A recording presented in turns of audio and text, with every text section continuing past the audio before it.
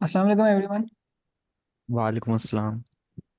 तो मेरा नाम शहीर है और आई गेस बहुत सारे लोग आप मुझे पहले से जानते होंगे क्योंकि मैं आई कोड गुरु की जो IELTS क्लास है उसमें पार्टिसिपेट करता था काफ़ी ज़्यादा। तो आज मैं आपको मैंने तकरीबन 2 मंथ्स लगाए पूरी मतलब IELTS की प्रिपरेशन करने में, इस तरीके से कि जो 1 जुलाई था ना, उस वक्त मुझे ये भी नहीं पता था कि IELTS में 4 मॉड्यूल होते हैं या 5 मॉड्यूल होते हैं। तो इतना था मेरा 1 जुलाई को। और उससे लेके फिर मेरा जो टेस्ट हुआ है वो 10 सितंबर को हुआ है। तो ये तकरीबन 2 मंथ्स का टाइम था जिसमें मैंने पूरी की पूरी जो है ना ये प्रेपरेशन की है। तो सबसे पहले मैं आपको एक छोटी सी स्लाइड दिखाऊंगा। इसमें मतलब मैं आपको क्रक्स बताऊंगा कि मैंने क्या लर्न किया इस पूरी जर्नी के अंदर, कौन सी चीज़ें मेरे ख्याल में सबसे ज़्यादा इंपॉर्टेंट होती हैं आपकी सारे मॉड्यूल्स के अंदर। और इसके बाद फिर हम आखिर में जो टाइम बचेगा उसमें आप लोगों के क्वेश्चन ले लेंगे। दरमियान में भी आपके कोई क्वेश्चन हुए तो आप अपने आप को अनम्यूट कर दीजिएगा या फिर चैट में पूछ लीजिएगा। सर वैद आप कंफर्म कीजिएगा मेरी स्क्रीन नज़र आ रही है। जी जी, आ रही है नजर। चलें, ओके। तो स्टार्ट करते हैं मेरे इंट्रोडक्शन से। सो आई एम शहीर। मैं इलेक्ट्रिकल इंजीनियर हूँ। मैं एम्बेडेड सिस्टम्स में स्पेशलाइजेशन है। मैंने नस्ट से ग्रेजुएट किया था लास्ट ईयर 2023 में और मेरा GPA 3.65 था। अभी मैं एज अ डिज़ाइन इंजीनियर नस्ट के अंदर ही काम कर रहा हूँ। 2025 के लिए मेरी ये कोशिश है कि मुझे PhD किसी यूनिवर्सिटी में, US की यूनिवर्सिटी में मिल जाए, ECE के अंदर, electrical and computer engineering. So this was my IELTS score. I got a 9 in listening, 8.5 in reading, writing में 7.5 और speaking में 7। So overall score was 8।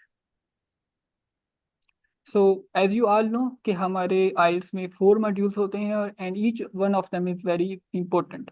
मेरे ख्याल में आपकी जो राइटिंग और स्पीकिंग होते हैं वो थोड़े से मुश्किल होते हैं, उसमें बैंड आना इतना इजी नहीं होता क्योंकि उसमें बहुत ज़्यादा ऐसे फैक्टर्स होते हैं जो हमारे इंग्लिश लेवल पे डिपेंड कर रहे होते हैं कि हमारा इंग्लिश लेवल कितना है। खासतौर पे स्पीकिंग में बहुत सारे जो मेरे फेलोज हैं, इवन मैं बहुत ज़्यादा स्ट्रगल किया राइटिंग के अंदर भी। लेकिन मेरे ख्याल में अगर आपने हाई स्कोर लेना ना, स्पेशली अगर आप 7.5 या 8 को टारगेट करें, तो ये जो 2 मॉड्यूल्स है ना, लिसनिंग और रीडिंग, ये बहुत ज़्यादा आपके लिए इम्पोर्टेंट होने चाहिए। इसमें आप लोगों ने कोई मार्जिन नहीं छोड़ना। इसके अंदर कोशिश करें कि आप अपने मॉक टेस्ट के अंदर ही 8.5 से 9 स्कोर कर रहे हों।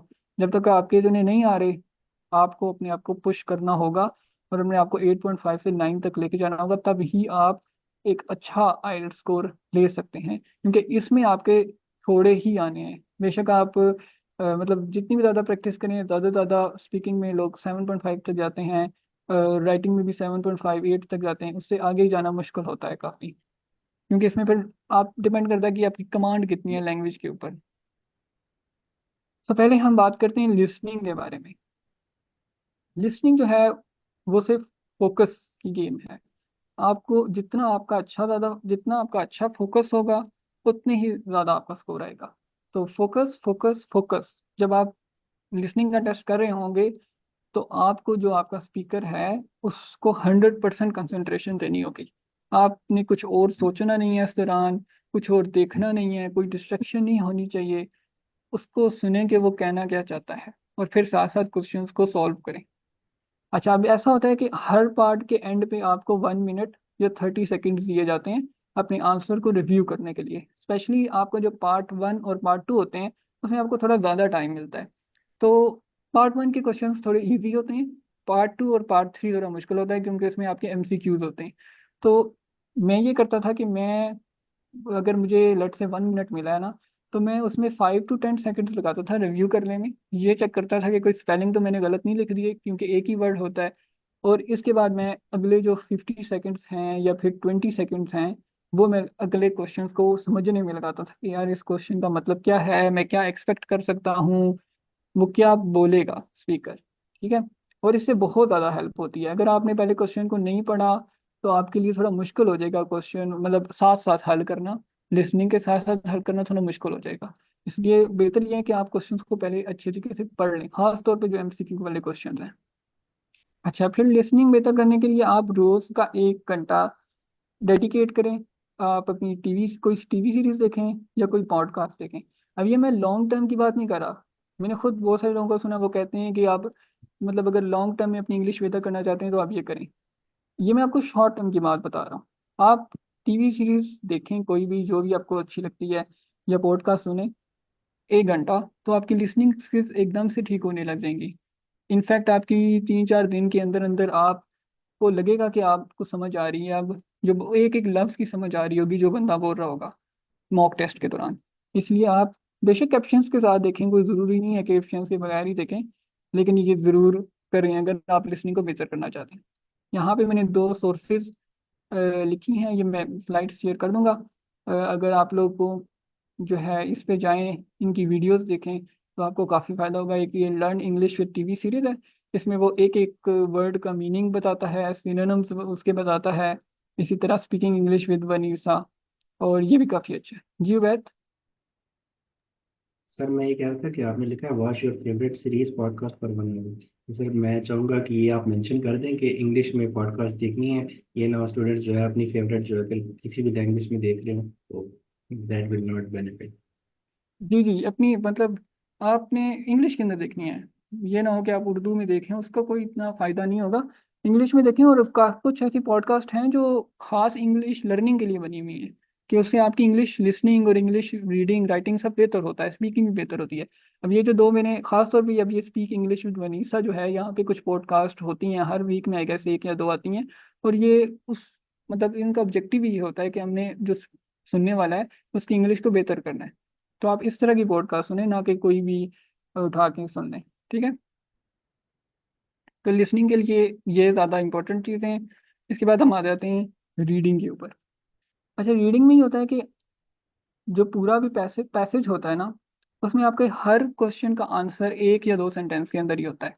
पूरे पैराग्राफ के अंदर या नहीं होता, 1 या 2 सेंटेंस ही होते हैं। और usually fill in the blanks में तो सिर्फ एक ही सेंटेंस होता है जिसके अंदर आपका क्वेश्चन, आपका आंसर जो है वो होता है। और आपने नैरो डाउन करना होता है उस सेंटेंस को। आपने देखना है कि किस सेंटेंस में मेरा क्वेश्चन लाइक करता है, आपने इसको हाईलाइट करना है, उसको 1-2 दफ़ा पढ़ना है, आपको आंसर समझ आ जाएगा कि क्या है।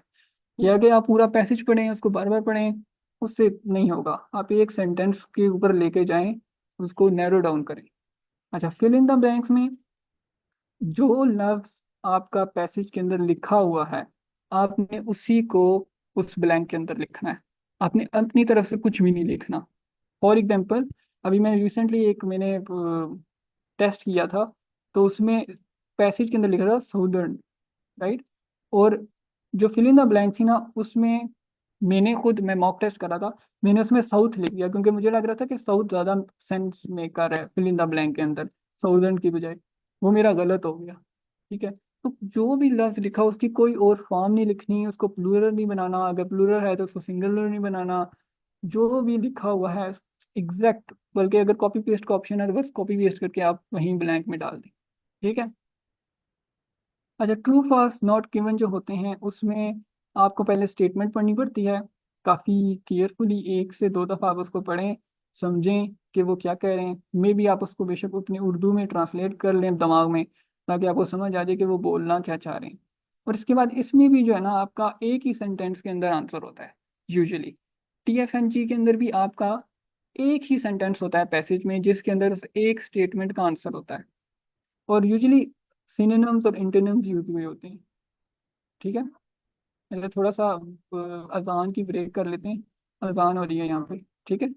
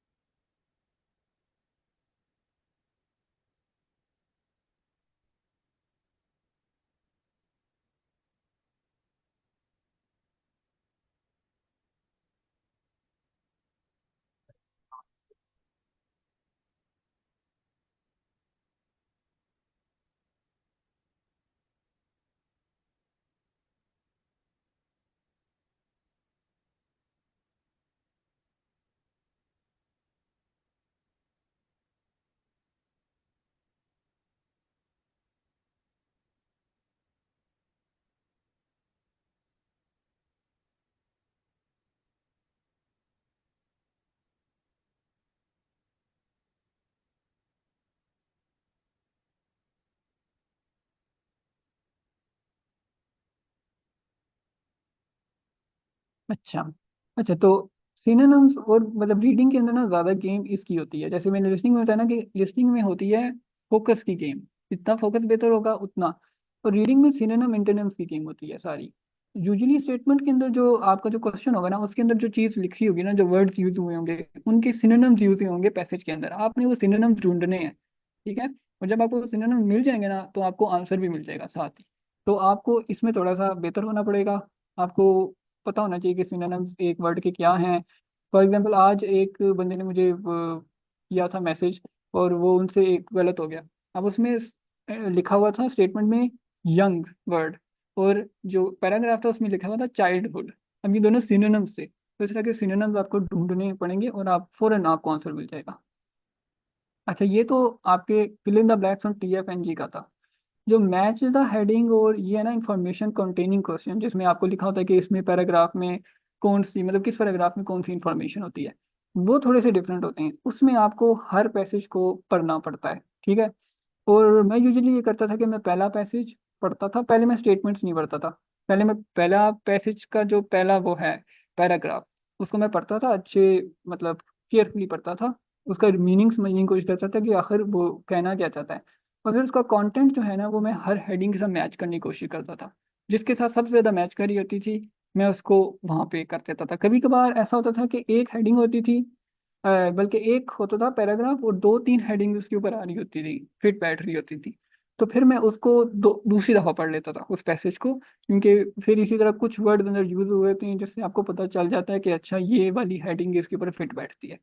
तो पिछले दो क्वेश्चंस के मुकाबले में इसमें आपको पूरे पैसेज पूरे पैराग्राफ को पढ़ना पड़ेगा केयरफुली, और उसके बाद ही अब कुछ लोग कहते हैं कि यार आप पहली लाइन पढ़ लो और फिर आखिरी लाइन पढ़ लो तो आपको आंसर मिल जाता है। मेरे केस में ऐसा मुझे नहीं लगता था। कभी कभार आपका दरमियान में भी आंसर होता है। तो आपके पास अगर आप पढ़ सकते हो तो आप पूरा पढ़ो। ऑब्वियसली आपको स्किम रीडिंग की स्किल चाहिए होगी, कि जल्दी से पढ़ना और साथ ही समझना कि क्या कह रहा है। अच्छा, फिर जो आपका आखिरी पैसेज होता है उसमें मल्टीपल चॉइस क्वेश्चन होते हैं, जिसमें हर क्वेश्चन एक पैराग्राफ के बारे में पूछा जाता है कि आप इस पैराग्राफ में ऑथर क्या कहना चाहता है। उसमें ना यूजुअली मैं एलिमिनेशन टेक्निक यूज करता था। पहले मैं पैराग्राफ को पढ़ता था कि उसका मीनिंग क्या है, मतलब पैराग्राफ मतलब वो कहना क्या चाह रहा है। जिस तरह मैंने मैच था हेडिंग में पढ़ा, इसी तरह मैं पूरा पैराग्राफ पढ़ता था। फिर मैं ना इंस्टेड ऑफ कि मैं मैच करूं कि कौन सा को मतलब स्टेटमेंट फिट बैठ रही है, मैं एलिमिनेट करता था हर ऑप्शन को जो फिट नहीं बैठ रही होती थी। फॉर एग्जाम्पल, अगर ऑथर बात कर रहा है, किसी इंट्रोडक्शन की बात कर रहा है, और वहाँ पे जो ऑप्शंस हैं उसमें मे भी कोई और बात हो रही है, कॉस्ट की बात हो रही है, प्राइसेस की बात हो रही है, वो बिल्कुल भी ऑपोजिट हैं वो। इस तरह ये होता है कि आखिर में ना एक आपको मिल ही जाता है ऑप्शन ना। जब इससे आप एलिमिनेशन करेंगे ना, तो एक आंसर आपके पास बचेगा और वो राइट आंसर होगा। और सबसे आखिर में आपके पास आते हैं YNG question, yes no not given. और ये जो होते हैं ना, इनको आप TF-NG की तरह ट्रीट नहीं कर सकते। ये थोड़े मुश्किल होते हैं TF-NG। तो मैंने TF-NG में आपको बताया था कि एक ही स्टेटमेंट में आपका आंसर होता है, लेकिन YNG में एक स्टेटमेंट में एक सेंटेंस में आपका आंसर नहीं होता। YNG यूजुअली जो होता है ना, वो आपसे ये पूछ रहा होता है कि ये जो स्टेटमेंट है इसका मीनिंग अलाइन करता है पैसेज के साथ या नहीं। ठीक है। वो ये नहीं पूछ रहा होता कि ये एग्जैक्ट वही चीज़ है या ये एग्जैक्ट ऑपोजिट है। वो ये नहीं पूछता, वो मीनिंग की बात कर रहा होता है। तो इसमें थोड़ा सा ज़्यादा आपको ना मेहनत, इसीलिए जो आखिरी पैसेज होता है वो सबसे ज़्यादा मुश्किल होता है। उसमें आपको थोड़ा ज़्यादा ध्यान से पढ़ना होता है, इसीलिए आपको I guess I would say कि 25 to 30 मिनट्स आखिरी के लिए चाहिए होंगे, आखिरी पैसेज के लिए। अच्छा, अब यह है कि अगर आपसे रीड नहीं होता, आपके पास स्किम रीडिंग आपसे नहीं होती, आप मुश्किल हो रही है फोकस होने में, तो फिर आप ऐसा करें कि रोज़ अपना 1 घंटा जो है ना, आप डॉन ई पेपर पढ़ा करें। ठीक है। डॉन ई पेपर पूरा पेपर नहीं पढ़ना, सिर्फ आपने एडिटोरियल पढ़ना है और ओपिनियन पेजेस पढ़ने हैं। ये सिर्फ 2 पेजेस होते हैं। ये मैं आपको शो कर भी देता हूँ यहाँ पे। ठीक है। अब मैं भी पहले ना, मेरे से नहीं हुआ करता था, मेरे से रीडिंग स्क्रीन के ऊपर, क्योंकि जो लोग CPT दे रहे हैं उनको पता होगा कि स्क्रीन के ऊपर रीडिंग करना बहुत मुश्किल काम होता है। तो मैं जब ये अखबार पढ़ना शुरू हुआ ना, मैंने 6 मंथ तक ये पहले पढ़ा था पिछले साल। तो उससे ये हुआ कि मैं बहुत ही मतलब कंफर्टेबल हो गया। और स्किम रीडिंग की भी मेरे यहीं से मैंने सीखी थी, क्योंकि मैं पढ़ पढ़ के इतना आदी हो गया था कि मुझसे स्किम रीडिंग मुझे आ गई थी। तो आपने ना सिर्फ एडिटोरियल पढ़ना है, ये वाला पेज, ठीक है, जिसमें कॉलम लिखे होते हैं, ये सर पेज ये पढ़ना इस है पे ये। ओपिनियन पे क्लिक करें, न्यू टैब में ओपन हो जाएगा, ज्यादा इजीली क्लियरली उस पे देखने के लिए। हाँ जी। मतलब किसी भी आप उस पे ओपिनियन पे क्लिक करें ना, न्यू टैब में ओपन नहीं, हो ये असल जाएगा। में उस तरह जूम इन इसमें कर राइट सकें। क्लिक नहीं आ रहा ऑप्शन। हाँ इस पे क्लिक करें सर, बड़ा हो अच्छा, अब ये जाएगा। कहना है कि हर कॉलम पे ट्री, हाँ हाँ हाँ हाँ। वो तो ये स्टूडेंट्स को देखें, पता ये चल इसमें जाएगा। ना, ये इसमें अब ये मलिहा लोधी हैं, एक बहुत फेमस हैं। ये इसका पूरा नावल, ये इन्होंने बहुत मुश्किल इंग्लिश यूज की होती है, इससे आपको सिनोनिम्स भी पता चलेंगे, आपको वोकेबलरी आपकी बिल्ड होगी, जो भी आप पढ़ रहे हो ना, यहाँ से पढ़ना शुरू करते हो, कोई आपको नहीं समझ आ रहा बट आप उसको सर्च करो गूगल पे, यार इसका क्या मतलब है। या आप, मैं कहता हूँ आप 2 हफ्ते में पढ़ोगे, आप भी देखना इंग्लिश रीडिंग जबरदस्त हो जाएगी। कोई आपको ये नहीं है कि आप मंथ से लगाएंगे इसको पढ़ने में। ये आप हर पढ़ें। ज़्यादातर ये जो लोग होते हैं जो लिखे होते हैं, ये काफ़ी ज़्यादा अच्छे होते हैं, इनकी इंग्लिश राइटिंग बहुत अच्छी होती है। तो आप ये एडिटोरियल पढ़ें, और साथ ओपिनियन के ये पहले 3 पढ़ लें, ये पहले 2 पढ़ लें बस, ये वाले, ठीक है। ये 2 पढ़ लें, ये आपको 1 घंटा मुश्किल से लगेगा करने में। इजीली आप 1 घंटा निकाल सकते हैं। खासतौर वो लोग जो फुल टाइम आइल्स को मतलब कर रहे हैं ना, वो ये काम करें, ठीक है। ये हमारी यहाँ तक होगी रीडिंग, और वो हो गई, लिसनिंग हो गई। अब आते हैं राइटिंग के ऊपर। अच्छा, राइटिंग जो होती है ना, वो लोग समझते हैं कि कोई बहुत बड़ी गेम चाहिए होती है, और हम पता नहीं, हम तो इंग्लिश में हैं ही खराब, हमें तो इंग्लिश आती ही नहीं है, हम कैसे करें। हालांकि राइटिंग में ना, अगर आप अपनी ग्रामर, पंक्चुएशन और स्पेलिंग, ये 3 चीज़ें अगर ये आप ठीक रखने की कोशिश करते हो ना, तो आप ऑलरेडी 7 से ऊपर जा सकते हो। ठीक है, ज़्यादातर आपकी मिस्टेक्स, क्योंकि ना आपकी ना उसकी भी मिस्टेक्स होती हैं कंटेंट की, लेकिन आपने एक भी स्पेलिंग गलत लिख दिया ना पूरे पैसेज के अंदर, तो आप समझ लो आपका 0.5 बैंड नीचे आ चुका है। ठीक है, एक स्पेलिंग गलत लिखने से। अगर आप 2-3 मतलब ज़्यादा मिस्टेक्स कर रहे हो स्पेलिंग में, तो फिर आपका नहीं आना बैंड। पंक्चुएशन के भी इश्यूज होते हैं, कोमा कहाँ पे लगाना है, किधर नहीं लगाना। ग्रामर के अंदर मैं ये कहूँगा कि जो मेन मिस्टेक्स होती हैं उसको आप अवॉइड करें। ठीक है, जैसे कुछ लोग सब्जेक्ट वर्ब एग्रीमेंट जो है, उसको देखें कि अगर आप पास्ट में बात कर रहे हैं तो वाज यूज कर रहे हैं, एक पूरे सेंटेंस में आप वाज पहले यूज करें फिर इज यूज करें, इस तरह का काम ना करें। मेजर जो मिस्टेक्स हैं उनको अवॉइड करें। मेरी ग्रामर आखिर तक ठीक नहीं हुई थी, मैं आखिर तक आर्टिकल्स के इश्यूज करता था, वो अब थोड़ी मुश्किल चीज़ें होती हैं आर्टिकल को ठीक करना। ठीक है, वो थोड़ी मतलब माइनर मिस्टेक्स में आ जाती है ना चीज़ें, माइनर ग्रामेटिकल मिस्टेक्स होती हैं, आपने मेजर ग्रामेटिकल मिस्टेक्स को अवॉइड करना है। अगर आप सीबीटी दे रहे हैं तो आपकी टाइपिंग स्पीड बहुत ज़्यादा मैटर करेगी। अगर आपसे टाइपिंग नहीं होती, आप लेट्स सपोज 20-30 वर्ड पर मिनट कर रहे हैं, तो आपसे नहीं लिखा जाएगा इतना ज़्यादा वहाँ पे। ठीक है, आपकी टाइपिंग स्पीड अच्छी होनी चाहिए। मेरी टाइपिंग स्पीड बहुत ज़्यादा तेज़ थी, मैं 80 वर्ड पर मिनट तक लिख लेता हूँ। तो मैंने तकरीबन 670 वर्ड्स लिखे थे टोटल, दोनों मिला के ना। मेरा 270 वर्ड्स का था टास्क 1, और 400 वर्ड्स का था टास्क 2। और ये मैंने इस तरह लिखा था कि मेरे पास आखिर में 10 मिनट रह गए थे रिव्यू के लिए, और मैंने बैठ के रिव्यू भी किया था सब कुछ। तो टाइपिंग स्पीड आपकी बेटर करेगी। लंबा ऐसे, कुछ लोग कहते हैं कि ना लिखें। अगर आप कंफर्टेबल हैं लिखने में, आपकी ग्रामर सही जा रही है, तो ज़रूर लिखें। अगर आपके पास कंटेंट है लिखने को, उससे आपकी टास्क अचीवमेंट के स्कोर बढ़ते हैं। ठीक है, लेकिन नहीं टाइपिंग स्पीड अलाउ कर रही, तो फिर छोटा ही लिखें, थोड़ा ही लिखें, बस 170 तक लेके जाएं टास्क 1 को, और 270-280 तक लेके जाएं। और बस कोशिश करें कि ये आपका सबसे मेन पॉइंट है। ठीक है, इस पे कॉम्प्रोमाइज़ नहीं होना चाहिए। अच्छा, ये एक जो बहुत बड़ी गलती मैं भी करता था, और ये मुझे बिल्कुल आखिर पे जाके पता चला 1 वीक पहले ना, और ये होता है कि आप एकदम से लिखना शुरू हो जाते हैं, जैसे ही आपके सामने क्वेश्चन आया, रिपोर्ट आई, आपने रिपोर्ट देखी और साथ ही लिखना बैठ गए। ये नहीं करना बिल्कुल भी। आपको लगेगा कि आपका टाइम वेस्ट हो रहा है, मैं मतलब आप लिख नहीं रहे, लेकिन अगर आप प्लानिंग करते हो ना पहले, तो आप बहुत जल्दी अपना ऐसे कंप्लीट कर लेते हो। समझ में, आपको 5 मिनट देने टास्क 1 को प्लानिंग के लिए कि मैंने लिखना क्या है। ठीक है, पहले ये तो डिसाइड करें ना। अगर आप डिसाइड नहीं करेंगे, इसी तरह 10 मिनट आपने देंगे टास्क 2 के, और अगर आप डिसाइड नहीं करेंगे ना, तो आप एक मैस बनाएंगे अपने ऐसे के अंदर। आप कभी कुछ लिखेंगे, कभी कुछ लिखेंगे, कुछ समझ नहीं आ रही होगी कि मैं अब क्या लिखूं, ज़्यादा ज़्यादा टाइम लगाएंगे। वही अगर आप सिर्फ 10 मिनट लगा के अपना ये डिसाइड कर लें कि यार मैंने कौन से आइडियाज़ लिखने हैं, ठीक है, मैंने हर आइडिया को किस तरह डेवलप करना है, मैंने कौन सी एग्जांपल्स देनी है, 10 मिनट लगाने हैं। 10 मिनट काफ़ी ज़्यादा टाइम होते हैं, आप आराम से कर सकते हैं। ठीक है, इसके बाद आप इजीली 20 से 25 मिनट में वो ऐसे लिख लेंगे, क्योंकि आपको पता है आपने लिखना क्या है। जब आपको ये नहीं पता आपने लिखना क्या, फिर आप दरमियान में कंफ्यूज हो जाएंगे और ये सब कुछ होगा आपके साथ। तो प्लानिंग ज़रूर करनी है सारे, मतलब मैं लिटरली आपको बताऊं कि मैं प्लानिंग के बगैर जो है ना 6 लिया करता था। चैट जीपीटी पे भी मैं आता हूँ वैसे, चैट जीपीटी मुझे 6 देता था, और प्लानिंग करने के बाद मैं 7 तक स्कोर लेना शुरू हो गया था। ठीक है, तो ये प्लानिंग करनी है। अच्छा, टास्क वन की बात करते हैं। टास्क वन कोई इतना मुश्किल नहीं होता वैसे। टास्क वन में स्पेसिफिक वोकेबलरी होती है जो आपने यूज़ करनी होती है, उससे आपका बैंड स्कोर हाई हो जाता है। अब ये एक बुक है जो कि स्लैक में ही एक बंदे ने शेयर की थी, और मैं वहीं से इसको देखा। इसके अंदर हर जो टास्क वन का क्वेश्चन है ना, क्वेश्चन टाइप है, जैसे मैप है, ग्राफ है, लाइन चार्ट है, उसके ना sorry, उसके ना बारे में लिखा हुआ है। उसके बारे में ना वर्ड दिए हुए, स्पेसिफिक, इतने ज़्यादा नहीं दिए हुए, 6-7 वर्ड्स हर एक के दिए हुए। तो आपने वो सारे ना रट लेंगे, ठीक है, उनको मेमोराइज करें। और उसके बाद उसको हर मैप आता है तो बस मैप में यूज़ करें। देखें, ये वाली बुक है, ये आप लोगों को पता होगी, ये मुझे भी स्लैक से मिली थी एक क्लास के दौरान। ठीक है, तो ये बुक आपने फॉलो करनी है, इसको पढ़ना है, ये आपने मेमोराइज करनी है, और इसको फिर हर बार यूज़ करना है। इसी तरह जो कोहेरेंस और कोहेजन होती है, अब इसमें भी आप के नंबर कम आते हैं, और उसमें सारी गेम होती है, आपने ये वर्ड यूज करने होते हैं। ये भी देखें 5-6, उतने ज़्यादा नहीं है, 6-7 वर्ड्स हैं।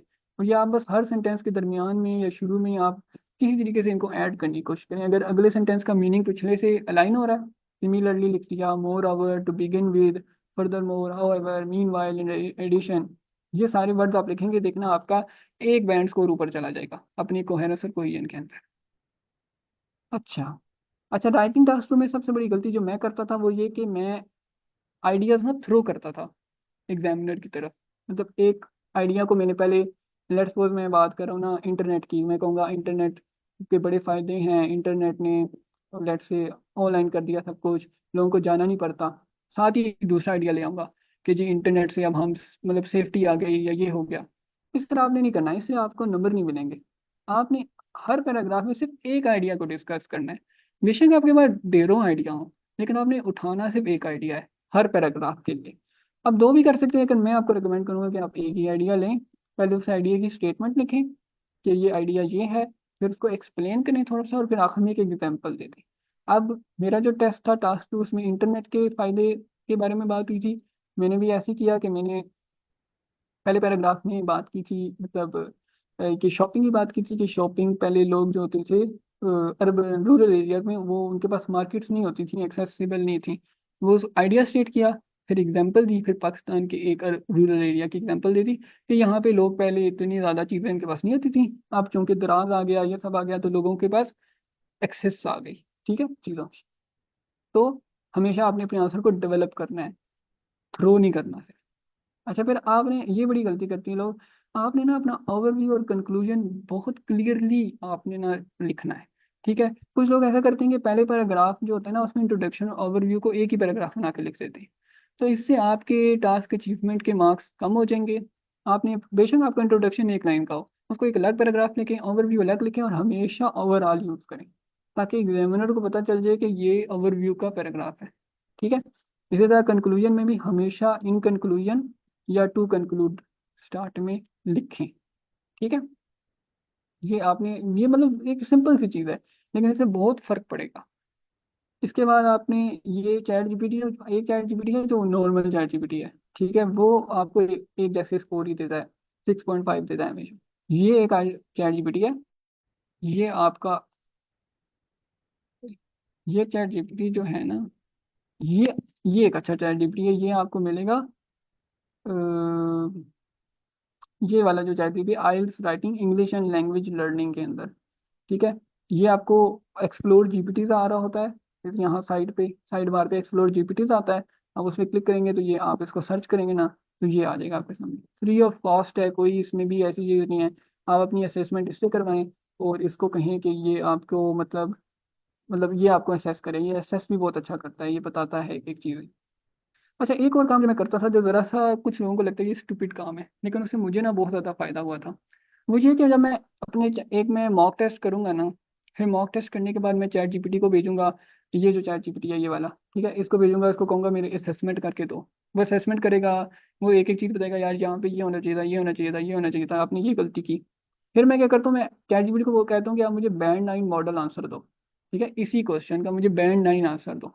पर एक वर्ड लिमिट भी लग देता था, क्योंकि चैट जीपीटी ना वो बहुत आगे चला जाता है। आप उसको मतलब अपनी जो आप लिखना चाहते हो ना जहाँ तक, आप उसको उतनी वर्ड लिमिट दो कि ये मैं इसको प्रॉम्प्ट ये देता था। ये प्रॉम्प्ट था मेरा, provide a band 9 model answer under, let's say task 1 में 350 वर्ड्स, ये टास्क 2 में सॉरी 350 वर्ड, टास्क 1 में आप कह दो 170 वर्ड्स 180 वर्ड्स जितने भी।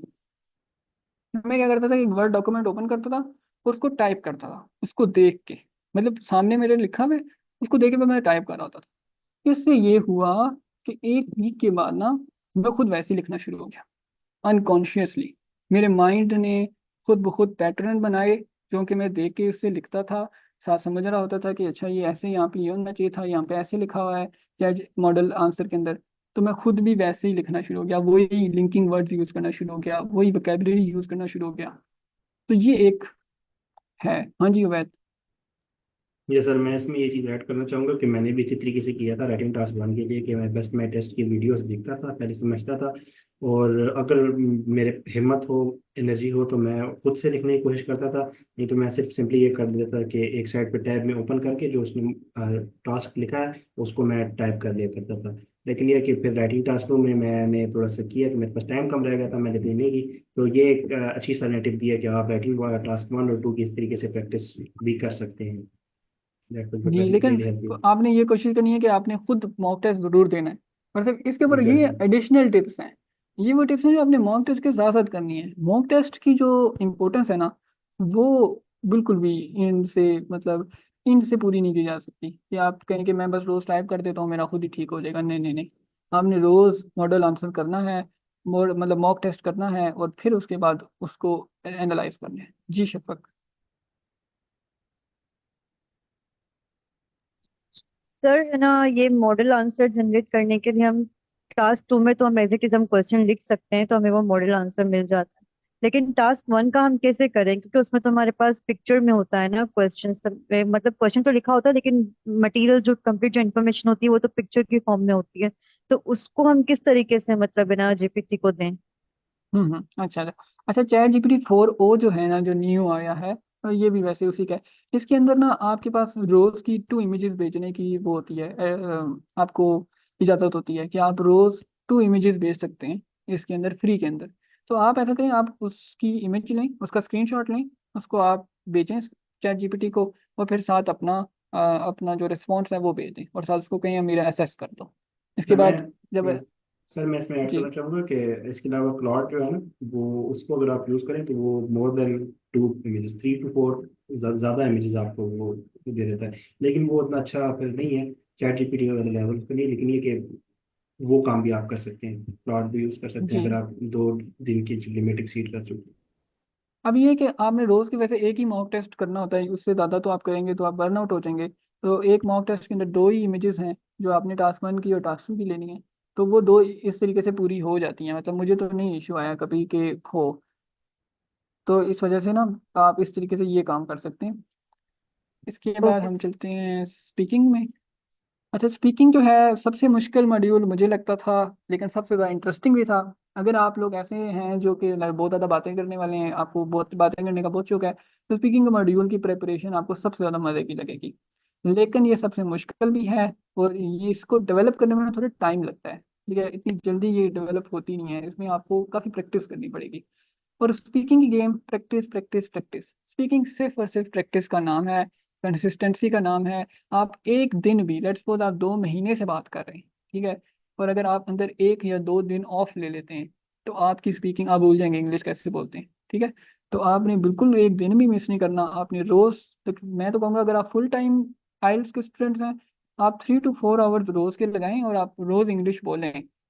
मॉक टेस्ट आप एक ही दें, बट वैसे आप नेचुरली बोलें। ये भी हम इन ऑनलाइन प्लेटफॉर्म्स के ऊपर भी आते हैं कि मैं कहाँ पे जाता था, मैं कहाँ किन लोगों से बातचीत करता था, और वहाँ पे हर वक्त लोग अवेलेबल होते थे। जिस टाइम पे मैं सुबह फजर के टाइम पे जाऊँ या मैं रात को 12 बजे जाऊँ, हमेशा लोग वहाँ पे होते थे बात करने वाले। ठीक है, तो आपने रोज के 3-4 घंटे जब भी आप फ्री हो, आपने बोलना है इंग्लिश, नेचुरल इंग्लिश बोलनी है।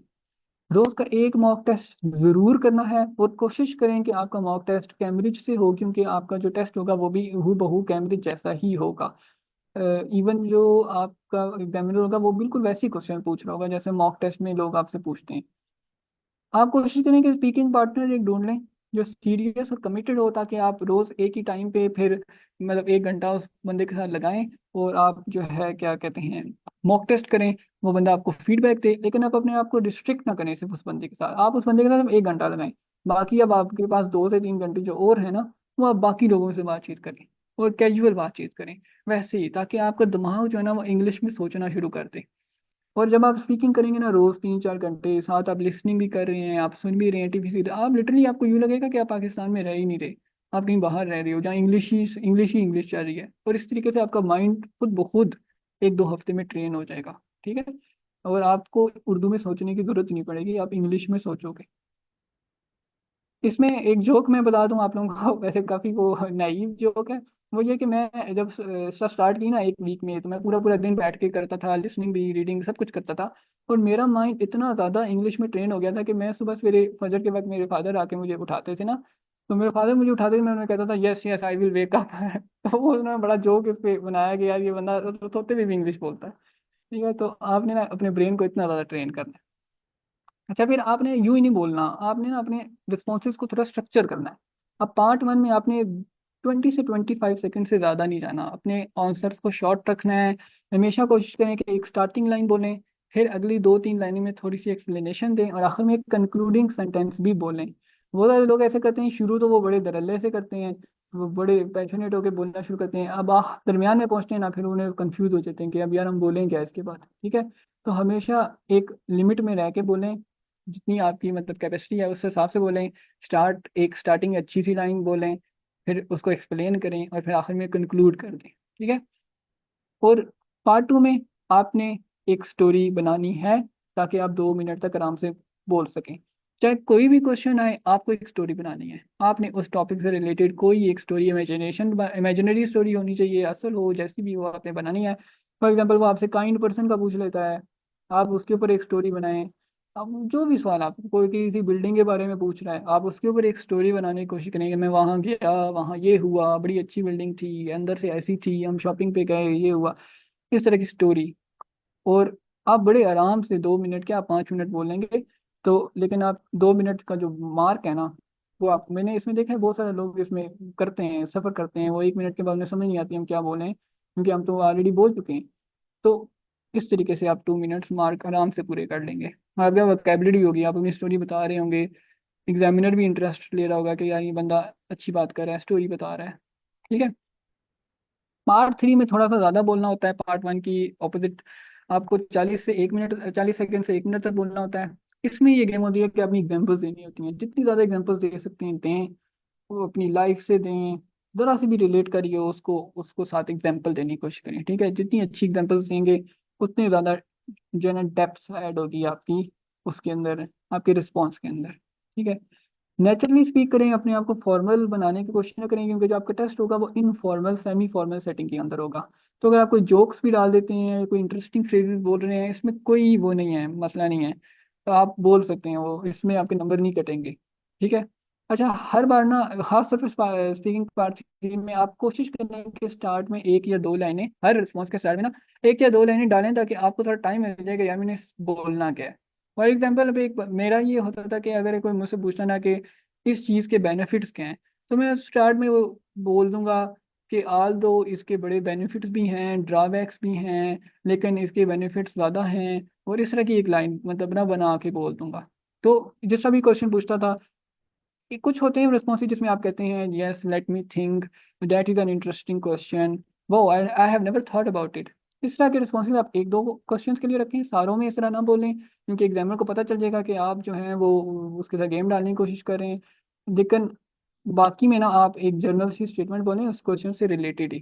ठीक है, अच्छा, ये 2 प्लेटफॉर्म है डिस्कॉर्ड के ऊपर, यहाँ पे आप जाके प्रैक्टिस कर सकते हैं, एक आइल्स प्रेप के नाम से। यहाँ पे वो लोग आते हैं जो आइल्स की प्रिपरेशन कर रहे होते हैं, खास मेरे ख्याल से आइल्स एकेडमिक ही होते हैं सारे वैसे। और दूसरा डिस्कॉर्ड इंग्लिश के नाम से सर्वर है, यहाँ पे आपको नेटिव्स मिलेंगे। ठीक है, तो आप उनके साथ भी बात करें, और अगर आप उनके साथ ज़्यादा बात करेंगे आप उन जैसा बोलने लग जाएंगे, इवन एक्सेंट भी उनका आप अडॉप्ट कर लेंगे। तो ये एक अच्छा वो है नेटिव्स के साथ बोलने का, ये आपको एडवांटेज होता है कि आप ना उनसे सीख रहे होते हो, जैसे वो आपसे बोल रहे होते हैं ना, आप सारा सीख रहे होते हो कि यार ये बंदा कैसे बोल रहा है, इतना तेज बोल रहा है, मैं भी ऐसे बोलने की कोशिश करूँ। और खुद वो खुद बोलने लग जाते हो आप, कोई आपको एफर्ट नहीं करनी पड़ती, आपका माइंड खुद पैटर्न बना लेता है। तो आपकी प्रेपरेशन स्ट्रेटेजी अब 5 मिनट में डिस्कस कर लेते हैं और फिर आपके पास क्वेश्चन लेते हैं, ठीक है। तो खाली प्रैक्टिस करने का कोई फायदा नहीं है। अगर आप बस प्रैक्टिस किए जा रहे हैं, रोज आके लिसनिंग करते हैं, रीडिंग करते हैं, इसके बाद देखते भी नहीं है कि आपने किया क्या था, आपका 7.5 आ रहा है या 6.5 आ रहा है, तो क्यों आ रहा है, 8.5 क्यों नहीं आ रहा, 9 क्यों नहीं आ रहा, तो आपको कोई फायदा नहीं है। आप देखना टेस्ट में भी 7.5 ही लेंगे, आप 8.5 नहीं ले सकते। तो आपको कॉन्शियसली प्रैक्टिस करनी होगी, आपको समझना होगा एक एक चीज को कि मैं क्या गलत कर रहा हूँ या कर रही हूँ। उसका तरीका ये है कि आप अपनी एक डायरी रखें अपने साथ, ठीक है, डायरी आप जाके खरीद लें और उसके अंदर ना अलर्ट से आपने लिसनिंग किया, जो जो आंसर गलत थे वो आपने मिस्टेक्स नोट डाउन करनी है कि यार मैंने आंसर ये गलत क्यों किया, क्या रीज़न थी, क्या मैं कर सकता था जैसे ये आंसर ठीक होता। तो आप अपने अपनी मिस्टेक्स ना सिर्फ लिसनिंग में, रीडिंग में, राइटिंग में, इन तीनों में आपने अपनी उसके अंदर नोट डाउन करनी है। नेक्स्ट डे पे आपने, जब आप टेस्ट कर रहे होंगे, तो आपने वो डायरी अपने साथ रखनी है, ठीक है, वो मिस्टेक्स आपने साथ साथ देखनी है कि यार मैं इसको दोबारा रिपीट ना करूं। अब मैंने आपको पता, यहाँ पे स्लैक में भी रिव्यू किए हैं काफ़ी ऐसे लोगों के, वो कभी राइटिंग में एक ही मिस्टेक किए जा रहे थे, हालांकि मैंने कई दफ़ा उनको कमेंट करके लिखा कि यार देखो आप यूँ ना करो, लेकिन वो अगली बार ऐसे भेजते हैं फिर भी वही मिस्टेक उनकी सेम रिपीट, पंक्चुएशन उनको नहीं यूज़ करनी आ रही होती, गलत यूज करते हैं, क्योंकि वो सीख ही नहीं रहे ना, खाली प्रैक्टिस किए जा रहे हैं, प्रैक्टिस करने से नहीं उस तरह फायदा होगा। आपको साथ सीखना भी होगा, कॉन्शियसली आपको एक एक चीज देखनी होगी, तो आपने मिस्टेक्स को इस तरीके से, फिर आपने रोज का एक मॉक टेस्ट जरूर करना है जब तक आपका आईएलटीएस का टेस्ट नहीं हो जाता, ठीक है। उसमें यह है कि आप LRW जो है, लिसनिंग रीडिंग राइटिंग, इसको एक साथ बैठ के करें। यूजुअली मैं तो ये करता था, सर नोमान मुनीब जो है उन्होंने एक सेशन में ये ट्रिप वो क्या सॉरी टिप एंड ट्रिक बताई थी कि आप सुबह सवेरे उठते ही जो है ना ये कर दिया करें फौरन आप। तो मैं भी यही करता था, मैं सुबह उठता था, 9 बजे नाश्ता करता था, 10 बजे मैं स्टार्ट होता था और तकरीबन 1 बजे तक ना मेरा LRW पूरा हो जाता था। तो इससे ये होगा कि आपको इसके बाद आपको टेंशन नहीं होगी कि मैंने ये भी करना है, मैंने ये भी करना है। इसके बाद पूरा दिन आपके पास होगा, आप उसमें रिफ्लेक्ट करें, आप आइल्स की क्लासेस लें, आप इसके बाद उसको स्पीकिंग करें, ठीक है, स्पीकिंग के लिए टाइम है, वो मूवीज देखें, आप वो न्यूज़पेपर पढ़ें। इसके लिए आपके पास तकरीबन 7 to 8 आवर्स आगे बच जाएंगे, ठीक है, ये काम करने से। फिर ये मैंने दोबारा वही बात की कि आपको 2 से 3 घंटे लगाने हैं रोज के, रिफ्लेक्ट करने हैं कि यार मैं क्या गलत कर रहा हूँ, क्या चीज़ इंप्रूव हो सकती है। और आपने एक सॉलिड रूटीन बनानी है। अगर आप ऐसे ही बस चले जा रहे हैं कि अभी करना है तो फिर उसके बाद अभी टाइम मिला तो कर लेंगे, नहीं मिला तो नहीं करेंगे, तो उस तरीके से तो आपका स्कोर फिर एवरेज ही आना है, ठीक है, अच्छा नहीं आना। तो आपको 7.5 अगर लेना है, 8 लेना है, तो एक रूटीन बनानी होगी, रोज बैठ के करना होगा। अच्छा, दूसरों के टेस्ट भी रिव्यू किया करें, ठीक है, अगर कोई फ्री टाइम मिल जाता है तो उसमें ना दूसरों के टेस्ट रिव्यू किया करें, खासतौर पर राइटिंग के। और इससे ना बड़ा फायदा होता है, मैं लिटरली आपको बता रहा हूँ, मैं जब दूसरों के टेस्ट रिव्यू करना शुरू हुआ ना, तो मैं खुद मेरी राइटिंग बहुत इंप्रूव कर गई, क्योंकि वही जो मिस्टेक्स थी वो मैं फिर मतलब मैं नहीं फिर वो करता था अपनी ऐसे में, ठीक है। तो ये भी एक बहुत बड़ी टिप है। और आखिर में ये कहूंगा कि always dream big, aim for the sky. आप लोग भी 8.5 भी ले सकते हैं आप, ठीक है। अब मैंने तो 2 महीने तैयारी की थी अंदर, मैं तो फिर जॉब करना शुरू हो गया था आखिरी मंथ में। 8.5 ही ले सकते हैं आप। तो कभी भी अपने आप को ना सेटल ना करेंगे, अच्छा यार मेरे मॉक टेस्ट में 7.5 आ रहे हैं, बहुत अच्छे हैं, वो 6.5 चाहिए होते हैं यूएस की यूनिवर्सिटीज को, मैं क्या करूँ 8 लेके। आपने अपने आप को पुश करना है, हमेशा आपने अपने आप को आगे से आगे लेके जाना है, परफेक्ट बनाने की कोशिश करनी है, ठीक है। जब तक आप आइल्स की प्रिपरेशन कर रहे हैं, अपने आप को जितना परफेक्ट बना सकते हैं करें, 9 तक लेके जाएं अपने आप को। और इसके साथ ही बेस्ट ऑफ लक आप सबको, इंशाल्लाह आप लोगों के भी स्कोर्स बहुत अच्छे आएंगे। और अब आप लोगों का कोई क्वेश्चन हो तो please. Thank you so much sir Shaheer, आपने अपना टाइम निकाला हमारे लिए एंड काफ़ी अच्छे से आपने एक्सप्लेन किया। एंड पार्टिसिपेंट्स, आपका कोई क्वेश्चन है तो you can feel free to ask. जो सर ने स्लाइड्स प्रेजेंट की हैं वो मैंने स्लाइड चैनल में पिन कर दी हैं, उसी में सारे लिंक्स जो हैं वो अवेलेबल हैं, तो आप उनको यूज़ करके डिस्कॉर्ड सर्वर वगैरह और बाकी चीज़ें जो हैं उनको ज्वाइन और एक्सप्लोर कर सकते हैं।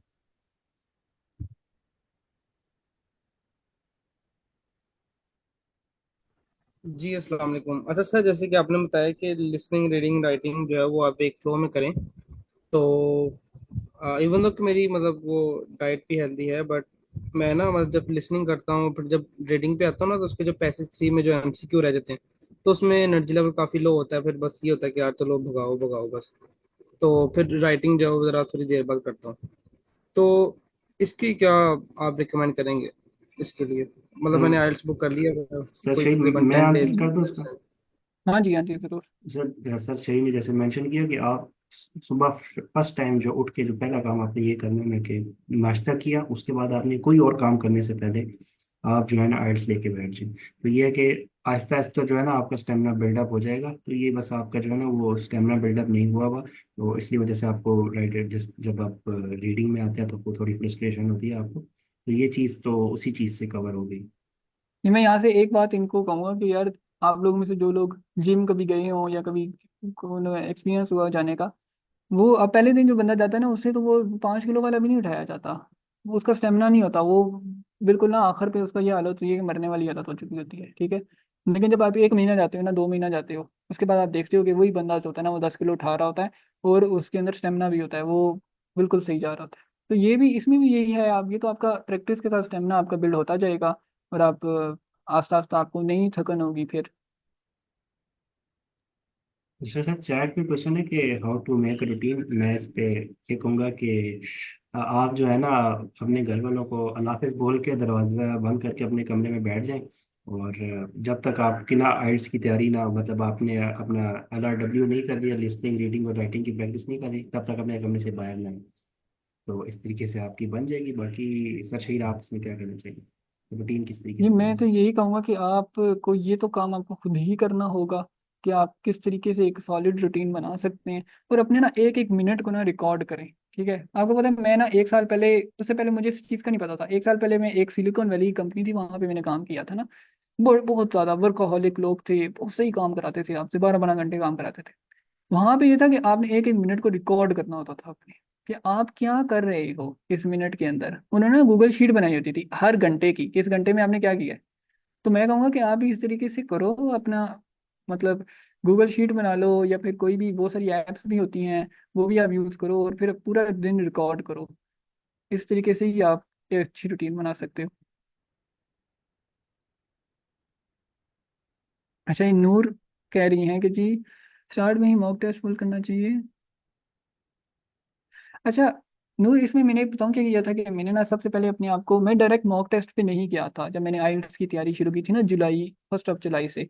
मैंने ऐसे किया था कि पहले मैं आइल्स की क्लासेस में आना शुरू हुआ था, आई कोड गुरु की, और रोज़ की मैं 6 से 7 क्लासेस जितनी भी होती हैं सारी लेता था, ताकि मैं ना फेमिलराइज हो जाऊँ कि यार आइल्स होता क्या है, और इसके अंदर कितने मॉड्यूल्स होते हैं, हर मॉड्यूल में क्या एक्सपेक्ट किया जाता है।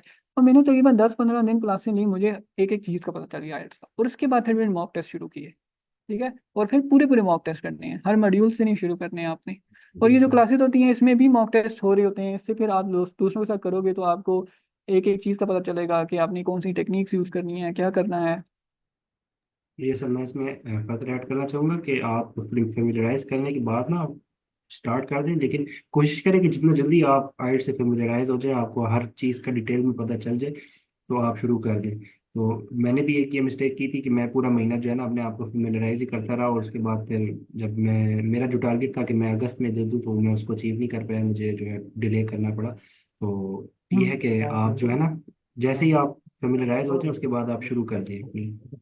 अच्छा, इसके लिए एक जो है ना मैं वेबसाइट आप लोगों को रिकमेंड करूंगा, जहाँ पे ना बहुत मिनिमम लिखा होता है और टू द पॉइंट चीज़ लिखी होती है, और इससे मुझे बड़ी हेल्प हुई थी। मैंने तकरीबन 1 वीक के अंदर ही मुझे हर चीज़ का पता चल गया था। ये आइल्स लिस्ट की वेबसाइट है, आप लोग मुझे पहले से पता हो। वहाँ पे ना एक एक चीज़ टू द पॉइंट लिखी है कि क्या एक्सपेक्ट करना है, कैसे चीज़ आएगी क्या आएगी। तो फैमिलिराइज आप आराम से उनसे, मतलब 1 वीक में भी कर सकते हैं। इस वेबसाइट पे जाके सारे जो आर्टिकल्स है ना सारे पढ़ें। जी sir Rehan. Sir thank you so much. अच्छा मुझे थोड़ा सा आप गाइड कर दें कि आप रीडिंग में जो एमसीक्यूज के लिए स्ट्रेटजी कैसे आप करते थे उसको, क्योंकि मुझे थोड़ा टाइम लग रहा है इसमें, तो मैं देखना चाह रहा हूँ आप सजेस्ट कर दें तो मैं फिर उसको भी ट्राई करके देखता हूँ। रीडिंग में भी एमसीक्यूज और लिसनिंग में भी एमसीक्यूज। अच्छा, अच्छा, लिसनिंग में तो मैंने आपको बताया ना कि एमसीक्यूज हल करने के लिए पहले आपको उनको पढ़ना पड़ेगा अच्छे तरीके से। और जो आपका पिछला है ना, पार्ट 2 और पार्ट 1, उसमें आपको रिव्यू के लिए नहीं टाइम लगाना, बस 5 सेकंड आपने लगाने हैं, बल्कि पाँच भी, बस स्पेलिंग चेक करनी है आपने कि ठीक लिखे हैं या नहीं। अगर कोई रह गया तो उस पर तुक्का मारना है और आगे चला जाना है। ठीक है, और जितना अच्छे से आप समझेंगे उन एमसीक्यूज को, उतनी ही अच्छी, जब वो बोल रहे होंगे तो आपको समझ आ रही होगी कि ये क्या बोल रहे हैं और आपने किस पे टिक करना है। ठीक है। रीडिंग के अंदर बाकी में जो आखिरी पार्ट होता है वो थोड़ा सा डिफिकल्ट होता है, और उसमें ना थोड़ी ज़्यादा तवज्जो चाहिए होती है आपकी, आपको ज़रा ज़्यादा तवज्जो से पढ़ना होता है पैराग्राफ को। और यूजुअली ये पूछा जा रहा था कि ऑथर कहना क्या चाह रहा है। ज़्यादातर कहते हैं कि पहले पैराग्राफ में ऑथर क्या कहना चाह रहा है, ऑथर इस बंदे के बारे में क्या कहना चाह रहा है। तो आपने आपने ये समझना है कि यार वो बंदा आपसे बात कर रहा है। ठीक है, जो ऑथर है वो रीडिंग के जरिए आपसे बात कर रहा है, आपने उसको समझना है, मतलब पढ़ना है। उसके बाद आपको जब मीनिंग समझ आ जाएगा तो आप बड़ी इजीली ना एमसीक्यू सॉल्व कर लेंगे। और वो मैंने आपको टेक्निक बताई थी एलिमिनेशन की, कि इंस्टेड ऑफ मैच करने की कि कौन सी, मतलब कौन सी स्टेटमेंट जो है वो इस मीनिंग के साथ मैच कर रही है, आप दूसरी टेक्निक ऑपोजिट पे जाएं। आप ये देखेंगे कौन सी मैच नहीं कर रही, और इस तरीके से आपके पास एक स्टेटमेंट ही बचेगी। कभी कभार दो बच जाती हैं जो थोड़े मुश्किल सवाल होते हैं, तो उसमें आपको फिर ज़रा ज़्यादा तवज्जो से पढ़ना पड़ता है पैसेज को एक दफ़ा दोबारा से।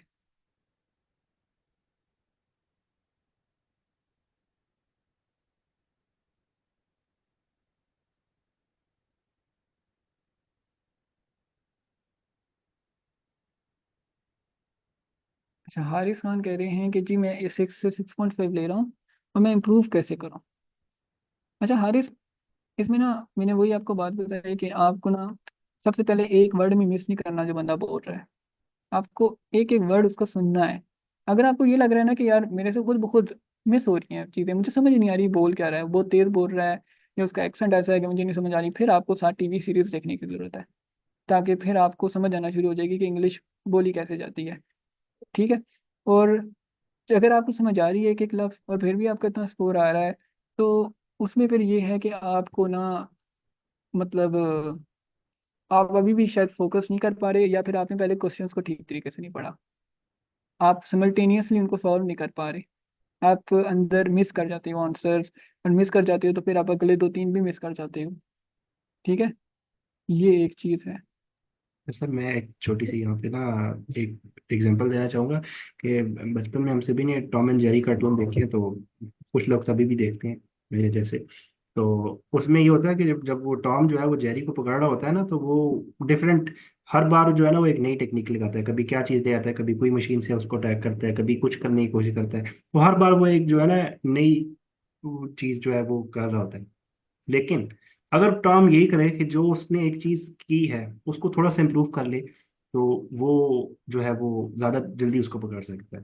तो ये जो मैं क्वेश्चन देख रहा हूँ ना, तो इसमें ये है कि आप लोगों ने अपनी जो है ना, देखना है कि आप स्ट्रेटेजी क्या फॉलो कर रहे हैं और इसमें आप क्या इम्प्रोवाइज करके कैसे कर सकते हैं। इन दी एंड इट्स ये है कि आपसे बेहतर रिव्यूअर कोई नहीं है आपका। ठीक है, आप ही अपने आप को जज कर सकते हैं, हाँ, अच्छा मेरे यहाँ पे वीकनेस है और मुझे इस चीज़ को इम्प्रूव करने की ज़रूरत है। अगर आपने ये चीज़ मास्टर कर ली तो आप बहुत जो है ना, ये चीज़ आपको पूरी ज़िंदगी में काम आएगी कि आप जो है अपने आप को इम्प्रोवाइज कर सकेंगे। लर्निंग, कंटिन्यूस लर्निंग इसी चीज़ का नाम है। तो आप देखें कि कहाँ पे जी आपका एग्जैक्टली। अभी कल जो को अपनी रिसर्च में भी जाना है, तो रिसर्च में तो होता ही ये काम है कि आपने इसी तरीके से एक ऑलरेडी चीज़ को पकड़ के इम्प्रूव करना होता है।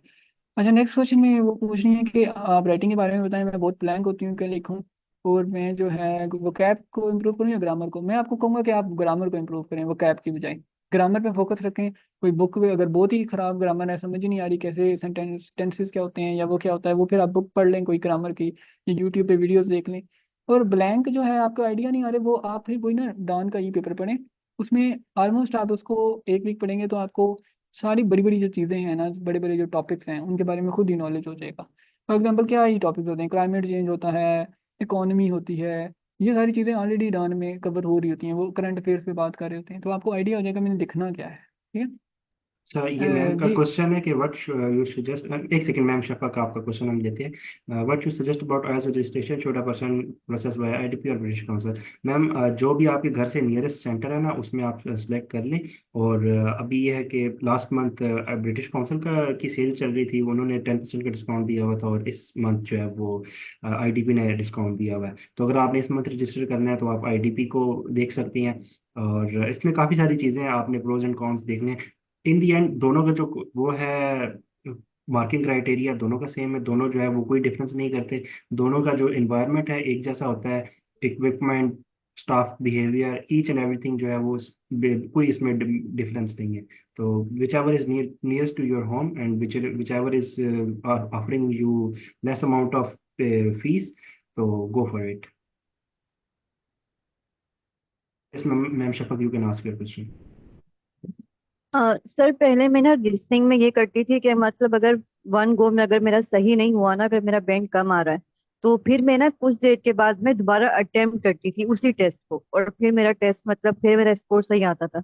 लेकिन फिर मुझे ये लगने लगा कि ऐसा ना हो कि मेरा माइंड इसी चीज के लिए ट्रेन हो जाए कि नहीं, वन गो में नहीं करना, सेकंड गो में सही हो जाता है, तो मतलब फिर वो चीज मैंने बंद कर दी कि दोबारा रीअटेम्प्ट नहीं करना। तो मैं ये पूछना चाह रही थी कि ये अप्रोच ठीक है या नहीं, या फिर मतलब है ना सेकंड अटेम्प्ट कर लेना बेहतर है अगर वो सही, अगर नहीं हो रही कोई चीज तो। अच्छा, मैं इसमें कहूँगा कि हाँ जी बिल्कुल, ये भी अच्छी टेक्निक है, लेकिन मैं ना आपका जो 1 आवर है ना रिफ्लेक्शन वाला, मैं इसको ना उस चीज़ में एडजस्ट करने की कोशिश करूंगा कि आपने पहले एक दफ़ा वन गो में आंसर किया, आपके गलत हो गए। अब जो आपने जब रिफ्लेक्ट करना है ना, अपनी मिस्टेक्स निकालनी है, तो वो आप ऐसे निकालेंगे कि आप ट्रांसक्रिप्ट पढ़ेंगे, उसको दोबारा से प्ले करेंगे, ठीक है। तो आपको पता चलेगा अच्छा ये तो इस तरीके से बोल रहा था, और मैंने तो इसको इस तरीके से समझ लिया, ठीक है। तो दोबारा टेस्ट मैं कहूँगा कि आपको दोबारा टेस्ट उसी वक्त नहीं देना चाहिए, उसी दिन अगर आप पूरे का पूरा टेस्ट दे रही हैं। आप तकरीबन 1 वीक या 2 वीक्स का मार्जिन रखें कि आके फिर आप भूल जाएं आंसर्स को, और फिर दोबारा उसी टेस्ट को दोबारा हल करने की कोशिश करें। लेकिन अगर मतलब आप ना ट्रांसक्रिप्ट उसकी पूरी देखें और उसकी ऑडियो दोबारा सुने रिफ्लेक्शन वाले आवर के अंदर कि मैंने मिस्टेक्स क्या की हैं और मैं कैसे उसको बेहतर कर सकती थी। Okay. Yes, yes ma'am, Fatima please ask the question. हमारे पास लास्ट मिनट है, तो ये हमारा सर। लास्ट क्वेश्चन है। जी। जी सर, शाहिद मुझे आपसे ये पूछना था, जो आप मॉक टेस्ट देते थे वो आपने जेलाइल्स पे किस तरह से दिया? वो भी सारे इकट्ठे ही वन गो में ही देते थे? और वहां पे जो अब मैं जेलाइल्स प्रैक्टिस कर रही हूँ, मतलब मुझे क्वाइट डिफिकल्ट लगता है, रीडिंग भी जो है वो काफी डिफिकल्ट है। तो आप उसको किस तरीके से करते थे जेलाइल्स जो मॉक टेस्ट? अच्छा, ये आपने